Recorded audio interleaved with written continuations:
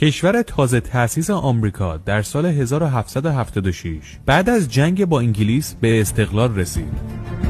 در ابتدا این کشور از 13 ایالت تشکیل شده بود. ایالت‌هایی که همشون تو شرق آمریکا قرار گرفته بودن. اونها وقتی به استقلال رسیدن تصمیم گرفتن که برای رئیس این کشور یک کاخ بسازن. در اون زمان پایتخت آمریکا فیلادلفیای پنسیلوانیا بود، اما اونها نمیخواستن کاخ ریاست جمهوری رو تو این شهر بسازن، چون هدفشون این بود که پایتخت رو ببرن یک جای بهتر. اونها بعد از تجسس‌های زیاد یک منطقه‌ای بین مریلند و ویرجینیا رو پسندیدن و اسمش هم گذاشتن واشنگتن دی سی.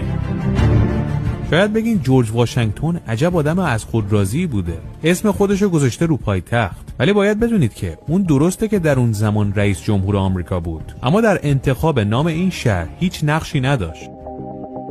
اهالی دولت رأی دادن چون جورج واشنگتن اولین رئیس جمهور آمریکاست، اسمشو بذاریم روی پایتخت و دی سی هم مخفف دیستریکت